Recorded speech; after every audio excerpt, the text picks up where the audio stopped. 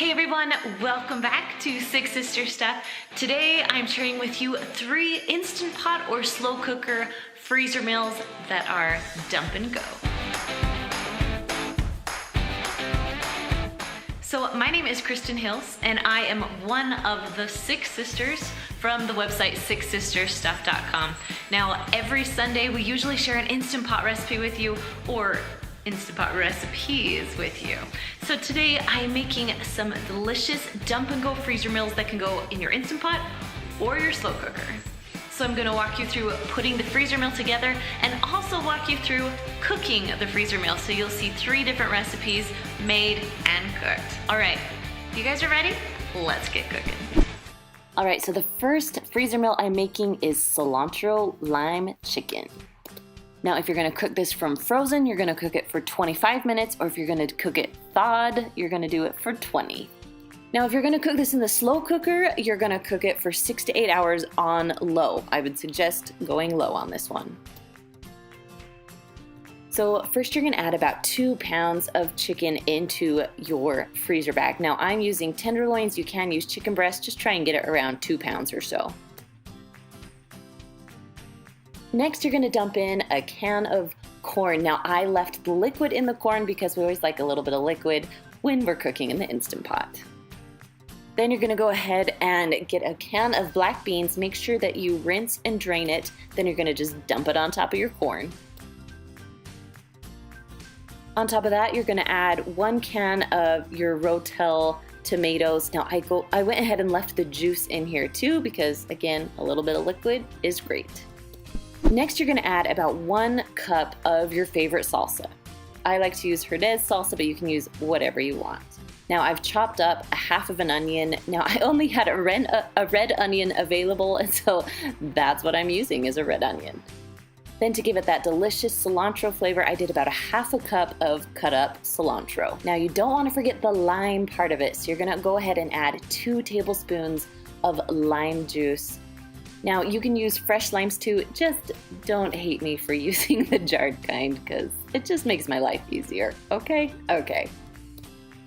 Now, to add a little bit of seasoning, we're gonna add about 2 teaspoons of cumin or cumin, however you want to say it. And then add 2 teaspoons of chili powder.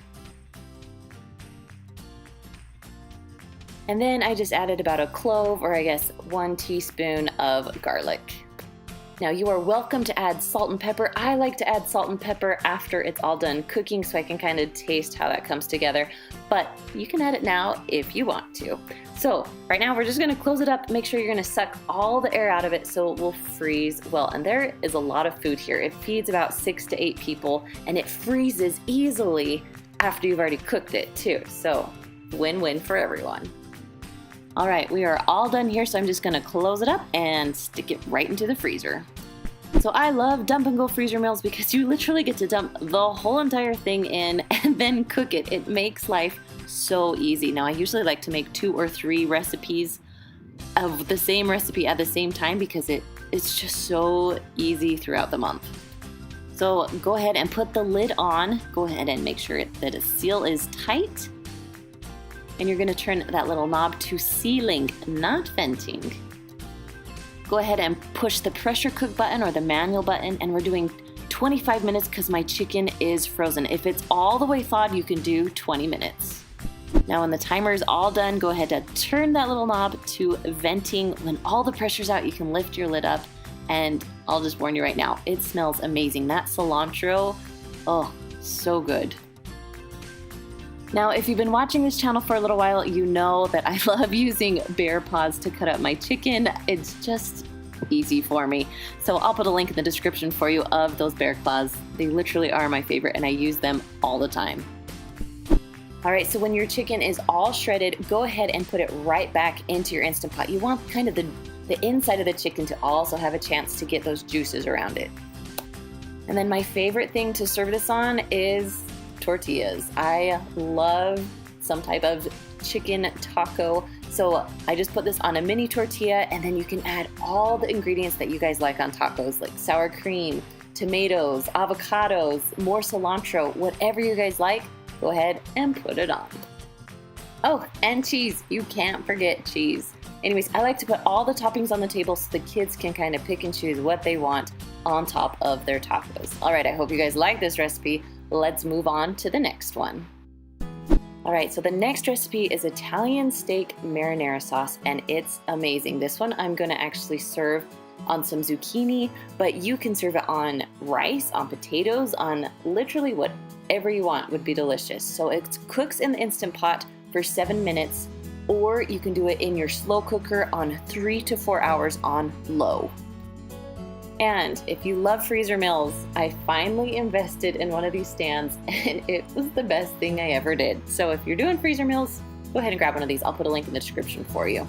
Okay, gonna hook up my bag and we're ready to go.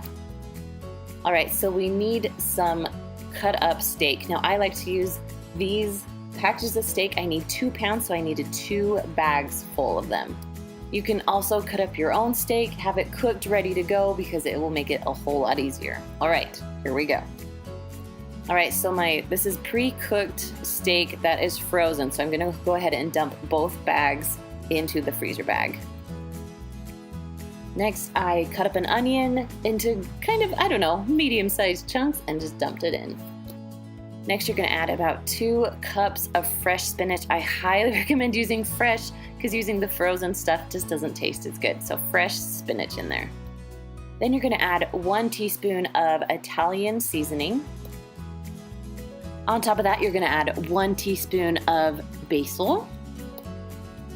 Then you're gonna add 1 teaspoon of salt. Now you can add more salt if you want to, but I feel like 1 teaspoon is good here. Then you're gonna add about a half teaspoon of pepper. And then if you wanted to have a little kick, you can add a half teaspoon of red pepper flakes. I like the red pepper flakes, but my kids didn't necessarily love the heat that it brought, so it's totally up to you. So on top of that, you're gonna add about 1 cup of your favorite marinara sauce. And then 1 can of Hunt's diced tomatoes. Then you're gonna take your tomato can and fill it about halfway full of water. And then just dump that into your bag. Oh wait, one last thing, I cannot forget the garlic. So I added about 1 garlic clove or about a teaspoon of garlic. Okay, I think we're all good. So I'm gonna take it off and go ahead and zip it up, get all the air out of there. You don't want air in your freezer bag, so try and get as much out as you can.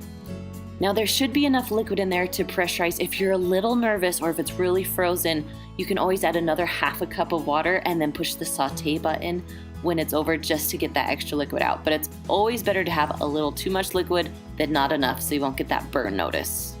Now this recipe is all thawed, ready to go. I would highly suggest putting them in the fridge about 24 hours before you're gonna cook them, because it will cook faster and you will have liquid. So chances are of getting the burn notice are a lot slimmer. Anyways, you can just dump the whole thing into your Instant Pot, my favorite thing about making freezer meals.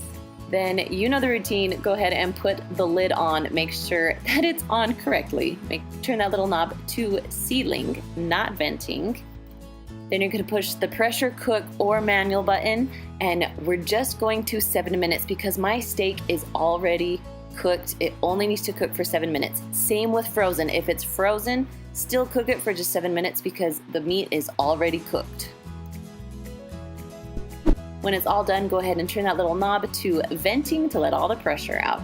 Once the pressure's out, you can open up the lid, and you guys, this is one of my favorites, I'm not gonna lie. Now, if it is a little too soupy for you, go ahead and push the saute button and get some of that liquid out. But for me personally, I like it like that because if you're gonna put it on noodles or rice, you kind of want it to have that sauce. Now, I sauteed some zucchini, and this on top of the zucchini was actually amazing. If you're a zucchini fan, you have got to try this. It is one of my new favorite things to eat. All right, this one was my kids' favorite. It's called lazy lasagna. Now, you only have to cook it in your Instant Pot for about 7 minutes, or you can do the slow cooker for about 3 to 4 hours on low. Now, I'm switching things around a little bit, so I'm gonna add some things that I usually add last first. So you're gonna add about 1 teaspoon of garlic, about 1 onion. Again, I just had purple onions, so if you had normal onions, or yellow onions, you can add that too. But I had purple, so that's what we're using today. Now, while I was chopping up the onions, I was also browning some hamburgers. So I have about 1 pound of ground beef here that I've cooked, and I drained out the grease, and I'm just throwing it into the Instant Pot. You can cook it in your Instant Pot or just over the stovetop. Next, I'm gonna add about 1 cup to 1.5 cups of your favorite marinara sauce or spaghetti sauce or whatever you like to make with your lasagna. Then I'm gonna fill that container with 2 cups of water, mix it around a little bit, and just dump it in because you need a liquid in there. Now right now you can add salt and pepper. I actually like to add my salt and pepper at the very end, like right before I serve it, so I know how much salt and pepper is actually in there. So go ahead and add it. If you're not going to, go ahead and zip it up and make sure all the air is out of your container. Now, if you're making this in a slow cooker, you're only gonna add 1 cup of water, just 1, not 2. Now for the best part, you just get to dump everything into the Instant Pot. Or slow cooker, if you're using a slow cooker. Now, if you're using an Instant Pot, you're gonna go ahead and dump your pasta into the Instant Pot right now. If you're using a slow cooker, please cook your pasta on the stove top because you will have really mushy noodles if you try and cook it in your slow cooker at the same time. But Instant Pot, you can do it. So you're gonna dump in 1 pound of your favorite pasta. You could even like rip up, or I guess break apart lasagna noodles if you want it to be lasagna, but I like these little noodles because they're just cute. All right, so you're going to press them down into your sauce. Now, we usually have about 2.5, 3 cups of water, so I'm gonna actually add 1/2 cup of water on top of the noodles. You just wanna make sure all the noodles are touching a liquid. Now, all you have to do is put the lid on, make sure that it is sealed correctly. Then you're gonna take that little knob and turn it to sealing, not venting.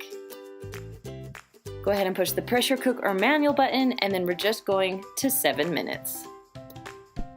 When the timer's done, go ahead and flip it over to a quick release and release the lid. Now go ahead and mix it around a little bit. There will be more liquid on top than there is on bottom, but once you start mixing, it's like a perfect texture, or I guess perfect liquid amount. Now if it's too liquidy for you, go ahead and push the saute button and you can dissolve some of that liquid, but for me, it worked perfect. Now this is where it gets fun because you can add whatever you like. I'm gonna add about 1 cup of cottage cheese. You can also put ricotta or literally any kind of cheese you like, but I like it to be a little more creamy, so added some cottage cheese. Now I also like adding fresh spinach while it's hot. You put in the spinach and you mix it all around and it wilts it, and it's absolutely amazing. I mean, the nice thing about this recipe, if you like specific lasagna, if you like sausage in your lasagna, this would be the perfect time to add it in. I also, when I like serving this, I like to put some cheddar cheese on top with a little bit of cilantro, and it's delicious. My family loves it. Now, if you want more freezer meals, I have 15 freezer meals that you're going to love that you can make in about an hour. So go ahead and click that link right there, and I will see you guys next time. See you later. Bye.